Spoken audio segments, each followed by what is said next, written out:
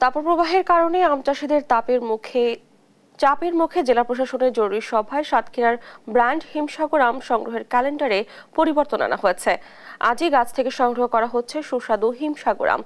এ নিয়ে জানাতে সরাসরি যুক্ত হচ্ছেন সহকর্মী শরীফুল্লাহ কায়সার সুমন।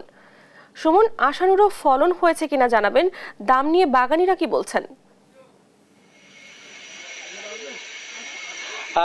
এবার কিন্তু প্রচুর ফলন হয়েছে ডানা।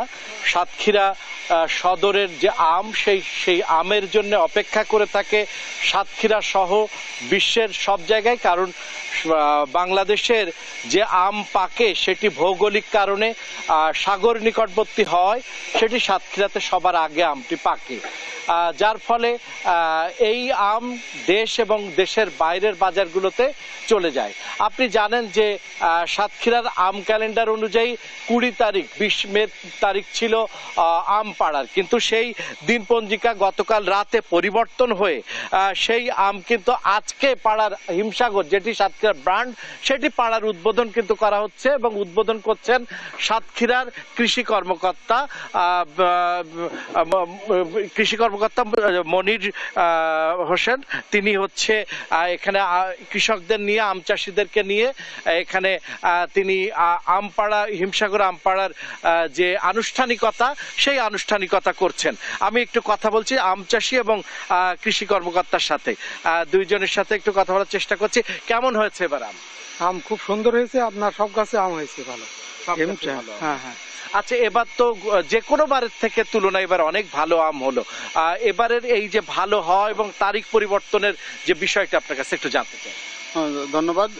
তো আমাদের 5 মে থেকে আমাদের আম পাড়ার যে তারিখ নির্ধারণ করেছিলাম, সেখান থেকে আমাদের স্থানীয় জাত এবং গোবিন্দভোগ এবং গোপালভোগ পাড়া শুরু হয়েছে। আমরা হিমসাগরটা 20 তারিখ নির্ধারণ করেছিলাম, কিন্তু আমাদের আবহাওয়াগত কারণে এই সময়টা আমাদের আগিয়ে নেওয়া আসা হয়েছে, যাতে আমাদের কৃষকরা কোনোভাবেই ক্ষতিগ্রস্ত না হয়।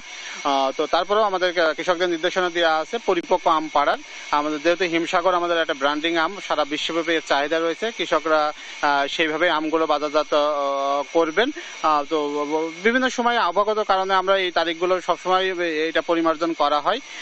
তো কৃষকরা সেই লক্ষ্যে কাজ করে যাচ্ছে। আমরা বাজারগুলো মনিটরিং করছি যাতে পরিপক্ক আমগুলো বাজারে ওঠে, এবং এই যে হিমসাগর আম, এইগুলো আমাদের দেশ ছেড়ে বিদেশেও যাবে। আমাদের বাইরেরা আসবেন, এই হিমসাগর আমগুলো দেখবেন, এটা নিয়ে যাবেন। শুনছিলাম ডানা যে বাইরেরাও আসবেন। আজকেই কিন্তু একটা আমের চালান একটা দেশের বাইরে যাচ্ছে বলে আমরা জানতে পেরেছি।